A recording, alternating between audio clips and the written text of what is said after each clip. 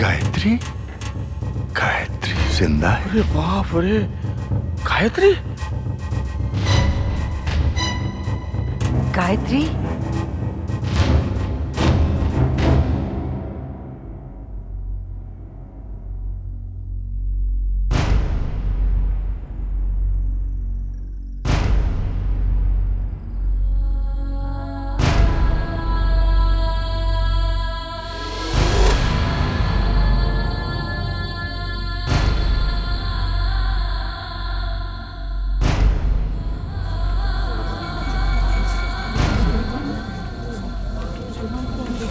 Order order, आप लोग please बैठ जाइए।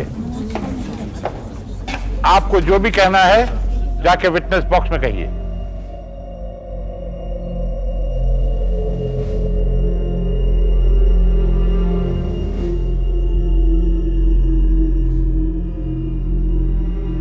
गीता पे हाथ रखकर आप कसम खाएंगे? जो भी कहूंगा सच कहूंगा, सच के सिवा और कुछ नहीं कहूंगा। मैं कसम खा के कहता हूँ जैसा मैं जो कुछ भी कहूंगा सब सच सच कहूंगा। तुम्हारा नाम क्या है और गायत्री शर्मा के बारे में तुम क्या जानते हो? साहब जी मेरा नाम पोलू है, मैं कटरा के पास एक बस्ती में रहता हूँ। साहब जी मैं एक गरीब आदमी हूँ साहब जी, पेड़े चराता हूँ। एक दिन मैं पेड़े चरा रहा था ना, तो वहाँ मुझे ये बेहोश पड़ी मिली।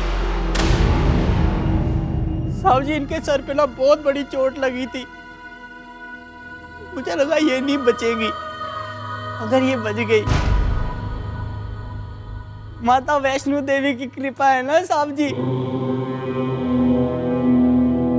योर ऑनर, मैं भोलू से कुछ सवाल पूछने की इजाजत चाहता हूँ। इजाजत है। Thank you your honour.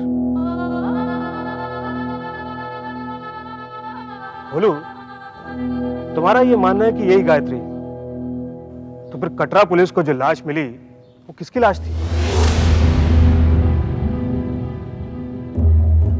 अब क्या बोलूं साहब जी, भला होनी को कौन टाल सकता है। मैंने इन्हें तो बचा लिया, लेकिन अपनी बहन को नहीं बचा पाया। तुम्हारे कहने का मतलब है कि कटरा पुलिस ने तुम्हारी बहन की लाश को गायत्री जी की लाश समझ लिया? जी हाँ साहब जी, क्योंकि ना साहब जी मेरी बहन ने ना गायत्री जी के गहने पहने हुए थे, उसे गहने पहनने का बहुत शौक था साहब जी। साहब जी मुझे क्या पता था कि उन गहनों के कारण मैं अपनी बहन का अंतिम संस्कार भी नहीं कर पाऊंगा। Order order. भोलू, अदालत को तुमसे हमदर्दी है, लेकिन तुम्हें अपने जज्बातों पे काबू रखना हो। जी साहब जी। भोलू, अब तुम जा सकते हो। योर ऑनर, अब मैं इनसे कुछ सवाल पूछने की इजाजत चाहता हूँ।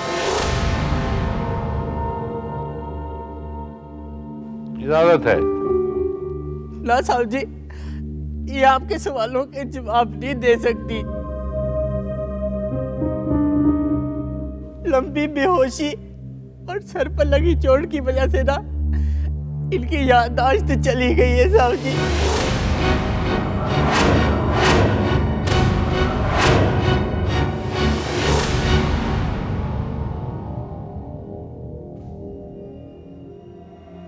तो भोलू, फिर तुम्हें कैसे पता चला कि यही गायत्री जी हैं? साहब जी क्या बताऊं, जब मेरी बहन जो है ना वो 2 दिन कार नहीं आई, तो मैं खुद गया कटरा पुलिस स्टेशन में रिपोर्ट लिखाने के लिए। वहां जाकर मुझे पता चला कि मेरी बहन की लाश को उन्होंने गायत्री की लाश समझ लिया है। वहां से मुझे यहाँ का पता भी मिला, और मेरे पास में एक चिट्ठी भी दी है थानेदार साहब ने इस बात के लिए। लो मुझे दो।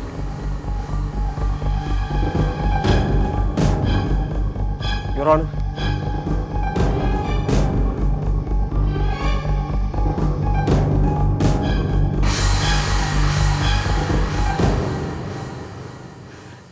साहब जी मेरी बहन तो जिंदा नहीं रही ना साहब जी, पर मैंने सोचा कम से कम इसे इसके घर वालों तक पहुंचा दूं, ताकि मेरी बहन की आत्मा को शांति तो मिल सके। भोलू की गवाही और कटरा पुलिस स्टेशन की इन्वेस्टिगेशन रिपोर्ट से यह बात साबित होती है कि वो लाश गायत्री शर्मा की नहीं, बल्कि भोलू की बहन तारा की थी। गायत्री शर्मा जीवित है, इसीलिए अदालत विक्रम शर्मा को बाइज्जत बरी करती है।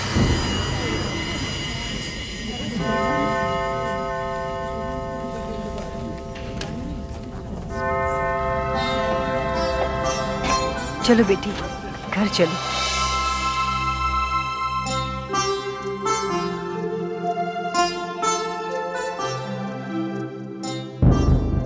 तुम्हें कैसे बताऊं, तुम्हारी याद हम सबको कितना सताती थी।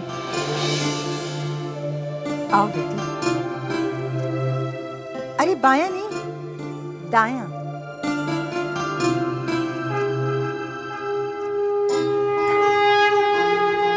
पूजा बेटी, इसे पकड़। अब बेटी, इस थाली में पैर रखो।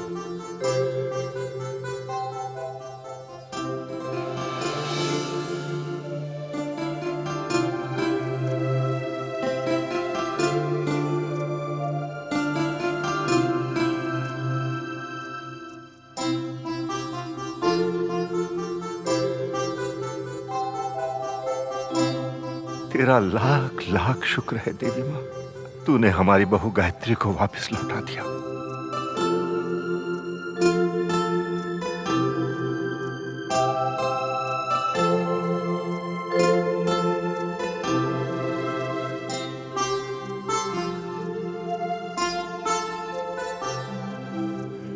याद है बेटी, तुमने इसी तरह इस घर में गृह प्रवेश किया था। तुम गृह लक्ष्मी बनकर इस घर में आई थी।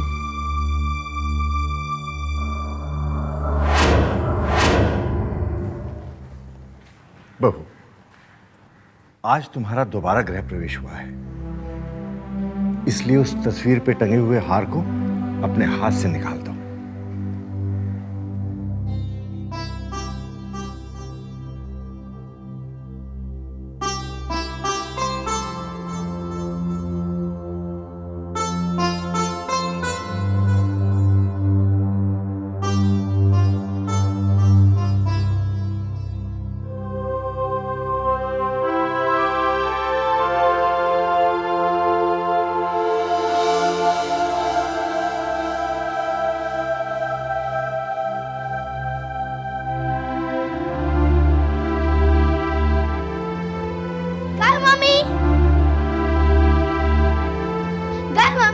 आप आ गई।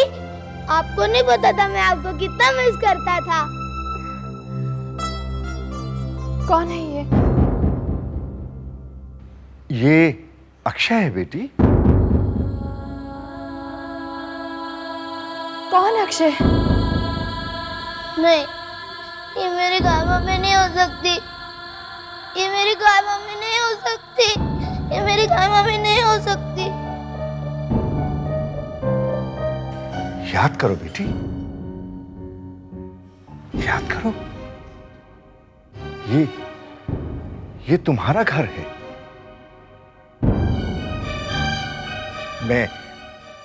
मैं तुम्हारा बाबूजी हूं। और ये तुम्हारी माँ जी हैं। याद करो बेटी। मुझे कुछ याद नहीं आ रहा। कुछ याद नहीं आ रहा मुझे। मेरी कुछ समझ में नहीं आ रहा। कोई बात नहीं बेटी, कोई बात नहीं। तुम थक गई हो। चलो आओ बेटी, आओ आओ आओ।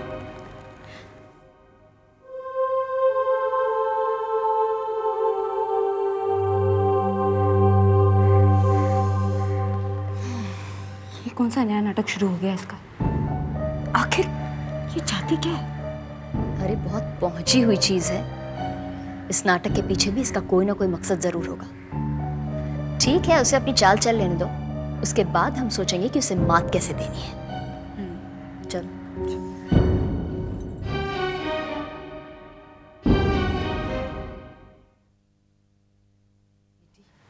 ये तुम्हारा कमरा है, जाओ जाकर आराम करो।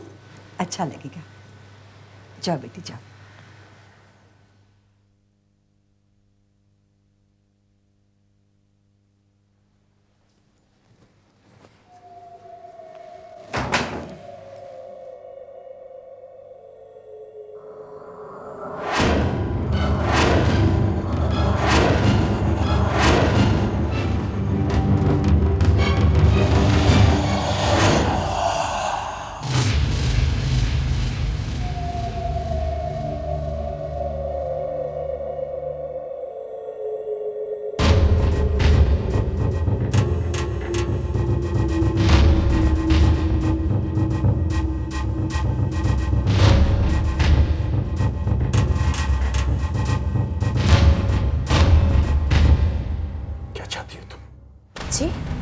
वापस क्यों आई?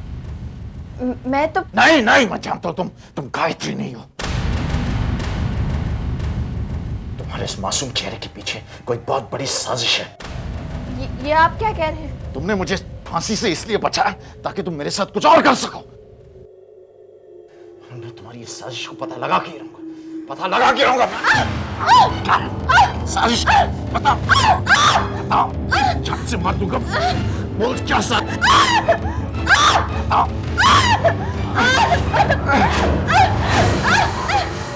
तुम क्यों कर रही हो ऐसे? मैं अब याद करने की कोशिश करूं ना। तुमने कभी सोचा ही नहीं गायत्री कि मेरा क्या होगा? अचानक तुम चली गई, भीड़ में गुम हो गई तुम, और वापस भी आई तो तुम ऐसे बुत बनकर। ये तुम क्या कह रहे हो विक्रम?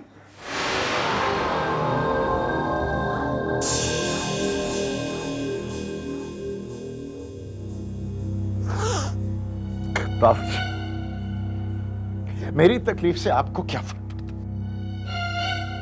अगर कर गायत्री नहीं आई होती तो आप मुझे फांसी के फंदे पर चढ़ा दिए होते। बेटा, अपने बाबूजी को समझने की कोशिश करो। ओ माँ प्लीज, जितना मैं आप सबको समझ चुका हूं बहुत काफी है मेरे लिए, और नहीं समझना चाहता हूं। आप लोगों को अपनी बहू मिल गई ना, अब मुझे चैन से जीने दो प्लीज, मैं चलता हूं। रुक जाओ बेटा, तुम इस तरह अपनी माँ से नाराज होकर नहीं जा सकती। मत कहो मुझे बेटा। माँ, आज तुमने जो जख्म दिए मुझे, उन जख्मों को आपके उन आंसुओं से ठंडक नहीं पहुंचेगी। गायत्री, प्लीज प्लीज याद करने की कोशिश करो।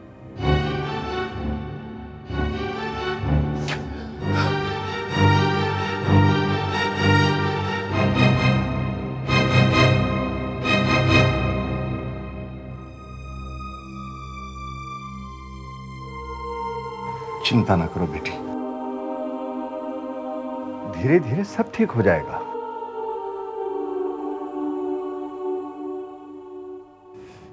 मुझे लगता है कि गायत्री ये याददाश्त गुम होने का नाटक सिर्फ इसलिए कर रही है ताकि कोई उससे ये ना पूछे कि इतने दिन वो थी कहां और किसके साथ थी।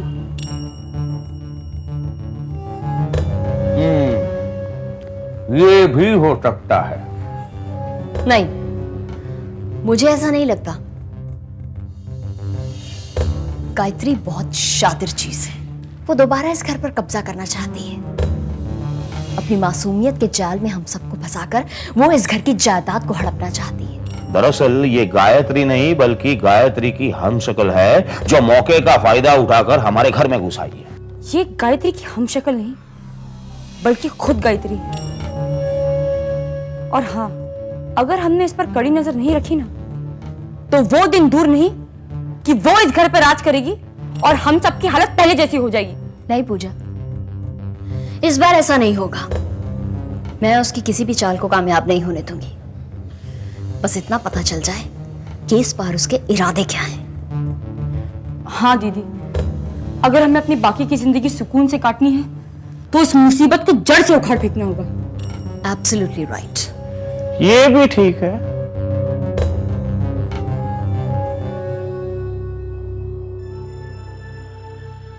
सब कहते हैं कि गायत्री की याददाश्त चली गई है, लेकिन मैं जानता हूं वो मुझे जरूर पहचानेगी। मुझे देखते ही मामा जी कहकर लिपट जाएगी मुझसे।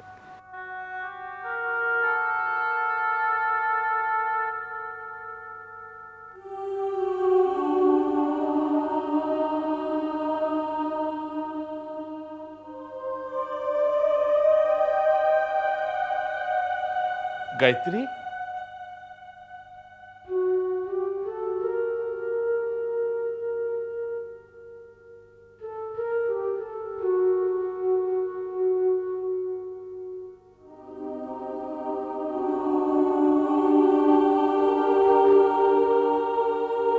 मामा जी,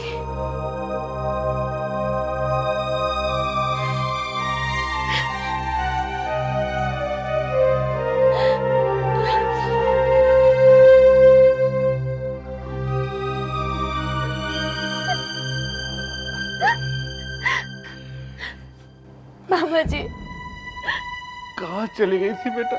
हैं? कहाँ चली गई थी मुझे छोड़ के? इतना भी नहीं सोचा कि तेरा बाबा तेरे बगैर जिंदा कैसे रहेगा? मैं नहीं जानती मामा जी मुझे क्या हो गया था। मुझे ये भी नहीं पता कि मैं चली कहाँ गई थी। मैं तो बस इतना जानती हूँ कि मैंने आपका बहुत दिल दुखाया है। मुझे माफ कर दीजिए मामा जी। नहीं, क्या नहीं, माफी तो मुझे मांगनी चाहिए बेटा। बाप बनके तेरा कन्यादान तो कर दिया, लेकिन कभी बाप का फर्ज नहीं निभा सका। तू अकेले ही दुख सहती रही और मैं कुछ भी नहीं कर पाया बेटा, कुछ भी नहीं कर पाया।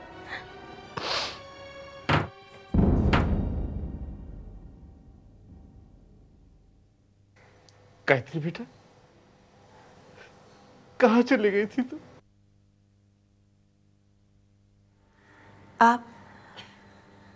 आप कौन है? बेटा तू अपने मामा को नहीं पहचानती? कौन मामा? देवी माँ का लाख लाख शुक्र है बेटा कि तू सही सलामत है, वरना मैं तो अपने आप को कभी भी माफ नहीं कर पाता बेटा, कभी नहीं। ये सब आप क्या कह रहे हैं?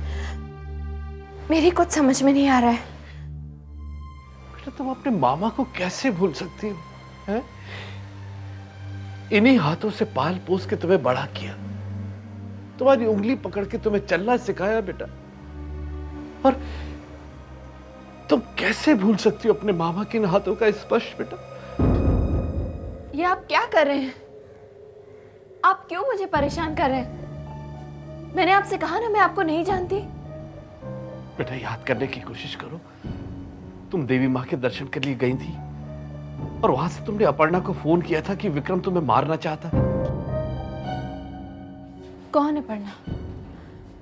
मैं किसी अपर्णा को नहीं जानती और मैंने उसे कभी फोन नहीं किया। नहीं बेटा, याद करो कि तुम देवी माँ की भक्त हो, उन्हीं के दर्शनों के लिए वैष्णो देवी। ये आप क्या कर रहे हैं? क्यों परेशान कर रहे हैं आप मुझे? मैंने आपसे कहा ना मैं आपको नहीं जानती, और आप जो भी हो आप प्लीज मुझे परेशान मत कीजिए। और जहां तक मुझे पता है मैं किसी देवी माँ की भक्त नहीं हूं, और ना ही मैं कभी वैष्णो देवी गई हूं। समझ गए आप?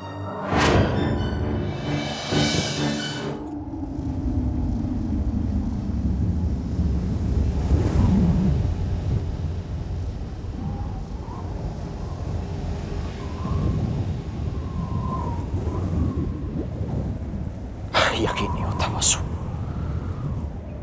किस बात का?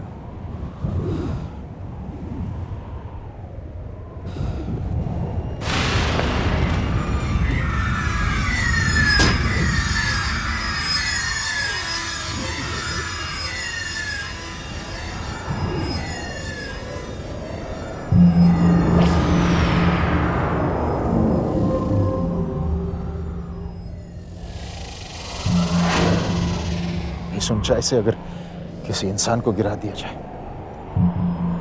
तो क्या वो बच सकता है? हरगिज नहीं विक्रम।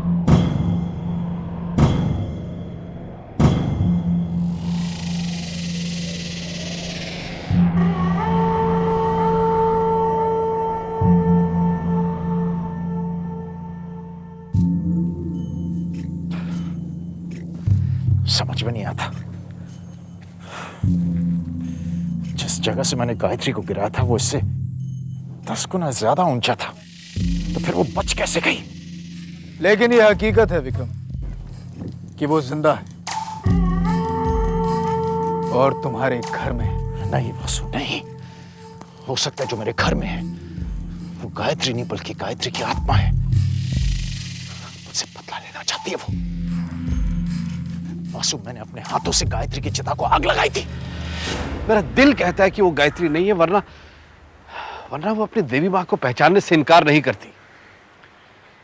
ऐसा मत कहिए सत्यन बाबू, उसने देवी माँ को नहीं पहचाना इसका मतलब ये नहीं कि वो गायत्री नहीं है।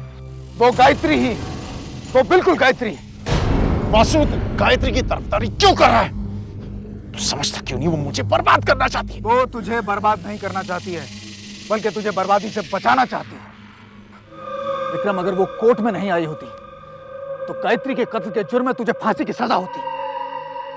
देख, तेरी भलाई इसी में है विक्रम कि गायत्री के होने पर तू यकीन कर, और तेरा यही यकीन तुझे फांसी के फंदे से बचाएगा।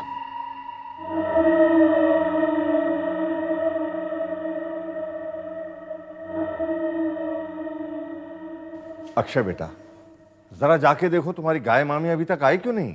वो क्या है ना नाना जी, नानी जी है ना, गाय मामी का थोड़ा सा सजा रही है, इसीलिए थोड़ा वक्त लग जाएगा। तुम जाकर देखो तो सही। वो पापा, मामा गई है ना उसे लेने, अभी आ जाएंगी।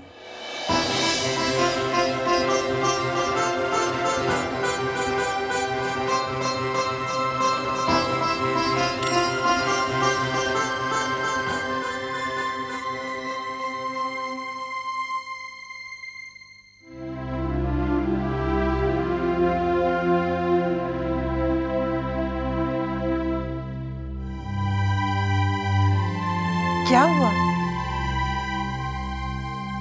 गायत्री को इस रूप में देखने के लिए आंखें तरस गई थी। बेटी, तुम्हें इस रूप में देखकर बूढ़ी आंखों को ठंडक मिल गई।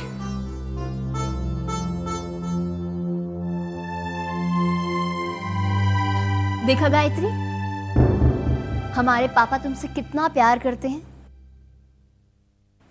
हाँ भाभी, अब तो बस आपकी याददाश्त वापस आने की देर है, ताकि आंखों के साथ साथ दिल को भी ठंडक पहुंचे। क्यों दीदी? हाँ, अरे अक्षय, जरा अपनी गाय मामी की शादी का कैसेट तो लगाओ। हाँ। बैठो बेटी, बैठो।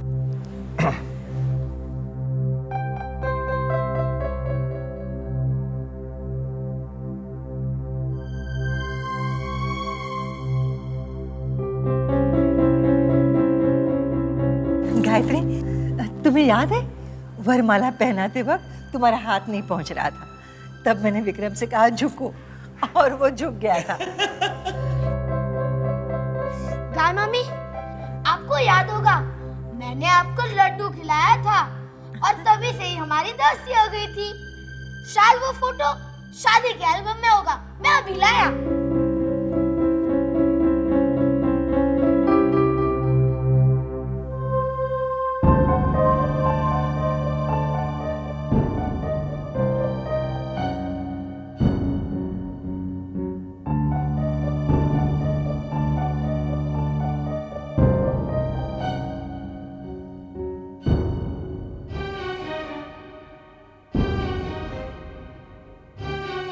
कुछ याद आया गाय मामी?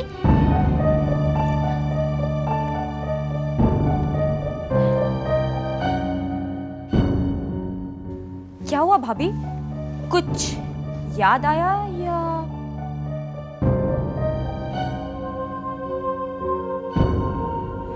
बेटी, क्या हो गया? चलो आजा बेटी, आजा आजा, आओ बेटी।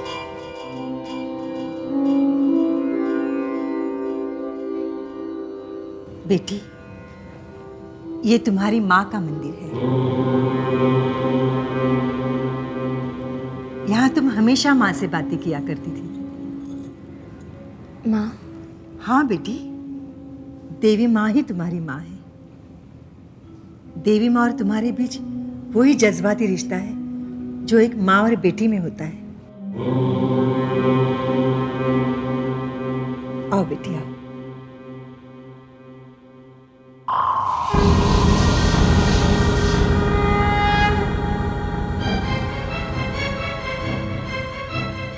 आओ बेटी, आओ ना, आओ, आओ अंदर आओ, आओ बेटी।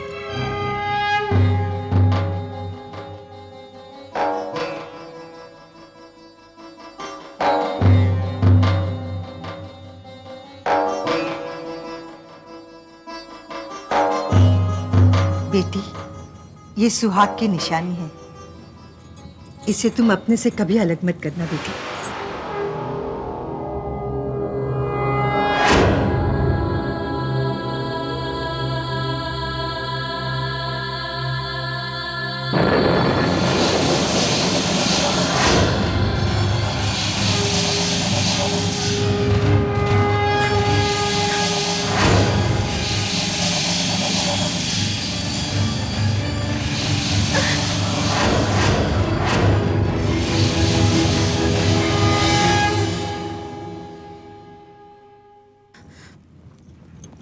क्या हुआ बेटी?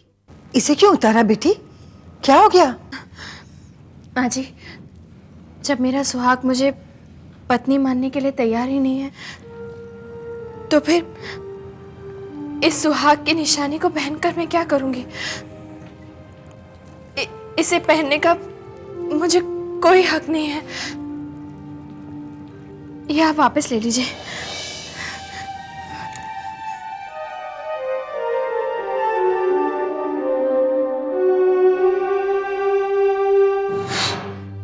मैं तो यहाँ आपको ये गहने लौटाने आई थी। ये तुम क्या कह रही हो बेटी? मैं सच कह रही हूँ माँ जी। औरत का असली गहना उसका पति होता है, लेकिन जब मेरे पति ने मुझे स्वीकारा ही नहीं,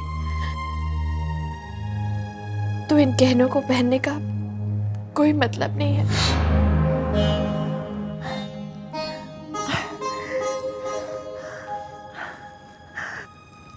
देवी माँ, आज मुझे यकीन हो गया कि यही मेरी गायत्री है।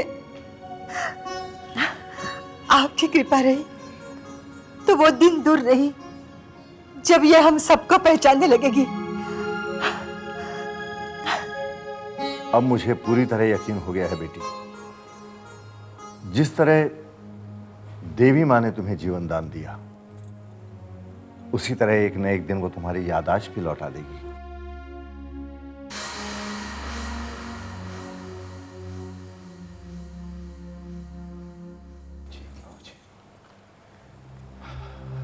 गायत्री, प्लीज रुको।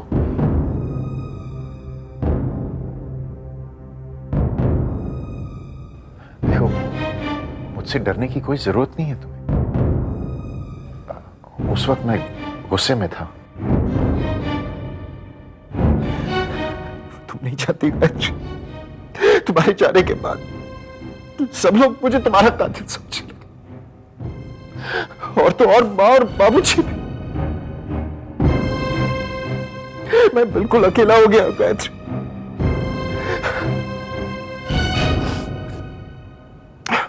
मुझे माफ कर देना प्लीज।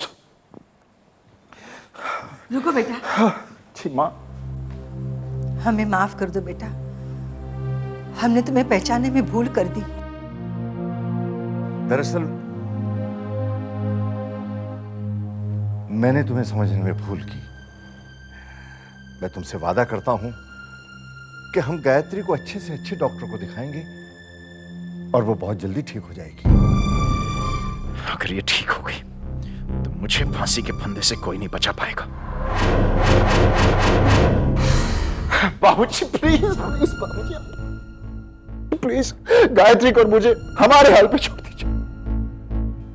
बाबूजी, गायत्री मेरी जिम्मेदारी है। मुझे यकीन है कि मैं अपने प्यार से गायत्री को ठीक कर दूंगा। वो इस सदमे से निकल आएगी बाबूजी।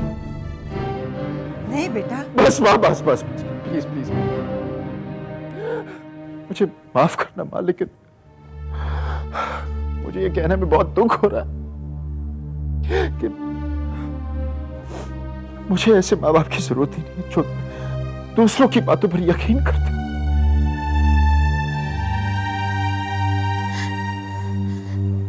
देखिए, मैं आपकी परेशानी समझती हूँ, लेकिन मैं क्या करूं? मुझे कुछ याद नहीं है।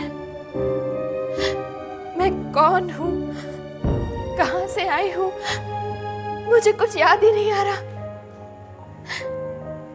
मैं तो ये भी नहीं जानती कि आप मेरे पति हैं भी या नहीं। लेकिन इस घर में आने के बाद मैं इतना जरूर जान गई हूं कि आप इन दोनों के बेटे हैं, और किसी भी बेटे को अपने माता पिता का अपमान करने का कोई हक नहीं बनता,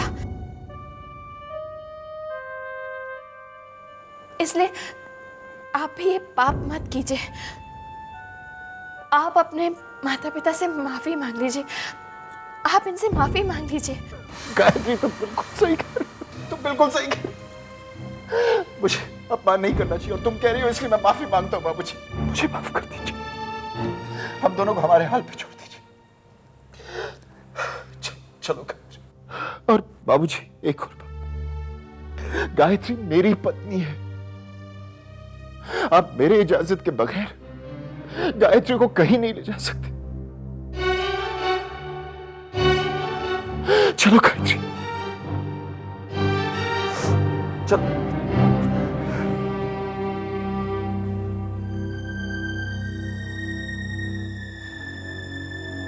तुम ठीक कहती हो रेवती, ये गायत्री ही है। देखिए, आपकी बातें सुनकर जितना मैंने समझा है उससे ये लगता है कि पेशेंट की याददाश्त वापस आ सकती है, मगर कुछ टेस्ट करवाने पड़ेंगे। दिक्कत यह है डॉक्टर साहब कि हम अपने बेटे की इजाजत के बिना गायत्री को यहां टेस्ट के लिए नहीं ला सकते। हाँ डॉक्टर साहब, क्या ऐसा नहीं हो सकता बगैर किसी टेस्ट के आप हमारी बहू का इलाज शुरू करें? हो सकता है, एक ऐसा तरीका है जिससे आपकी बहू की याददाश्त वापस आ सकती है। उसके लिए जो इंसान आपके बहू के साथ इसकी याददाश्त जाने से पहले था, अगर वो इंसान उसे उन आखिरी पलों की याद दिलाए तो शायद आपकी बहू की याददाश्त वापस आ जाए।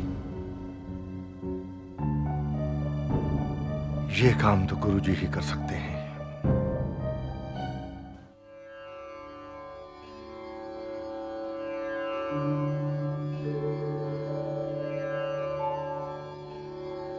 हे देवी मां, मुझे शक्ति दो कि मैं सत्य का साथ दे सकूं, मैं आपकी परम भक्त गायत्री की मदद कर सकूं।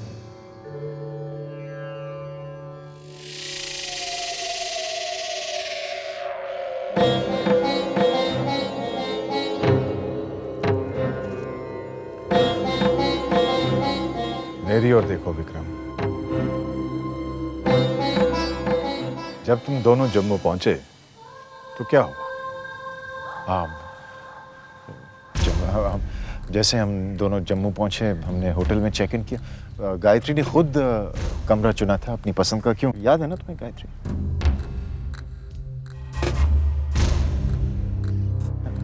और रात को तो मैं बहुत परेशान हो गई थी क्योंकि जगराता में अचानक गायत्री अपने कमरे से गायब हो गई थी। मैंने बहुत ढूंढने की कोशिश की तुम्हें याद है ना? मैं बहुत परेशान हो गया, तुम्हें ढूंढ रहा था।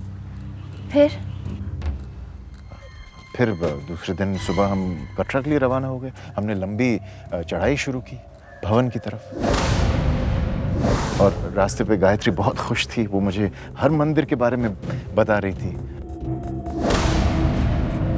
गर्भजून, अर्धकुंवारी और न जाने और कितनी सारी। फिर हमने माता के दर्शन किए।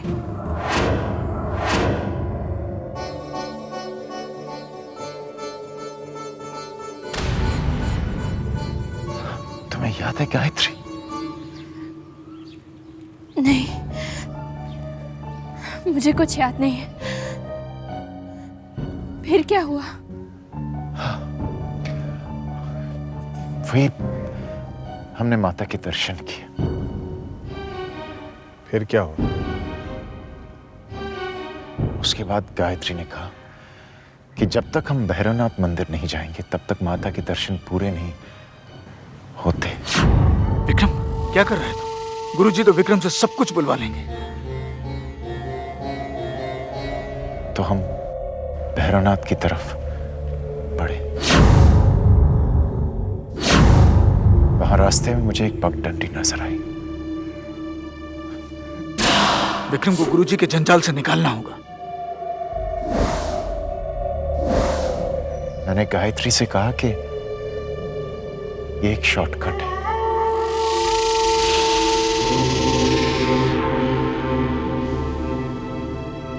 तो हम उस रास्ते से निकले। रास्ता बहुत कठिन था।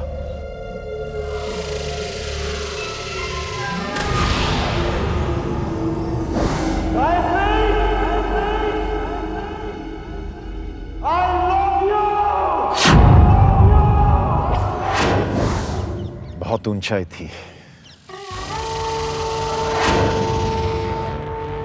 चलते चलते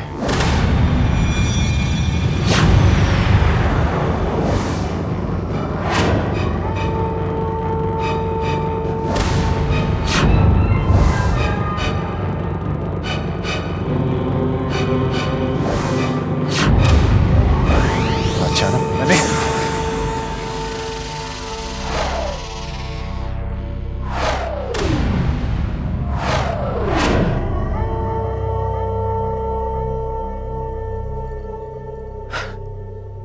चलते चलते अचानक मैंने देखा गायत्री गायब हो गई थी भीड़। मैंने बहुत ढूंढने की कोशिश की, लेकिन मुझे कहीं नजर नहीं आई। गुरुजी बस मुझे वो मनुष्य पल याद नहीं कर।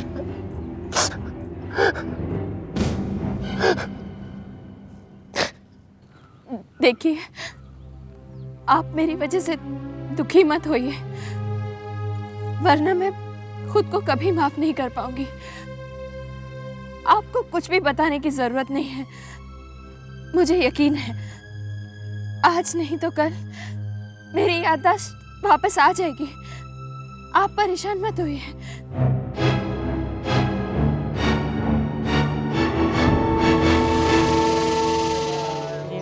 गुरुजी, आज हमारी आखिरी उम्मीद थी, वो भी खत्म हो गई। पता नहीं गायत्री की याददाश्त कब वापस आएगी। इंसान का काम है प्रयत्न करना, परंतु ईश्वर की इच्छा के बगैर कुछ नहीं होता। इसलिए सब उस पर छोड़ दीजिए। एक न एक दिन ये अंधेरा जरूर छटेगा। लेकिन गुरुजी, ये अंधेरा कब छटेगा? ईश्वर अपने भक्तों को इतने कष्ट क्यों देता है कि उनके कदम डगमगा जाएं, उनके हौसले पस्त हो जाएं? क्यों? कैलाशनाथ जी, ईश्वर के कारोबार को समझना यदि इतना सरल होता तो इंसान की परेशानियां कब की समाप्त हो गई होती। उसकी माया तो वही जाने। गुरुजी, आज तक आपने हमारे परिवार को हर परेशानी से बाहर निकाला है।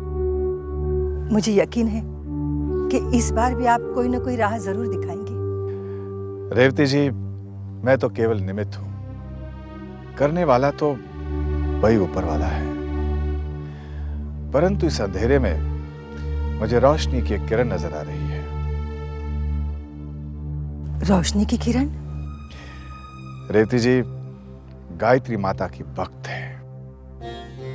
आप माता का जागरण करवाइए। हो सकता है भक्ति के उस माहौल में गायत्री की याददाश्त वापस आ जाए। ये लोग मेरे पीछे क्यों पड़े? लगता है ये लोग मुझे फांसी पर चढ़ाकर ही दम लेंगे।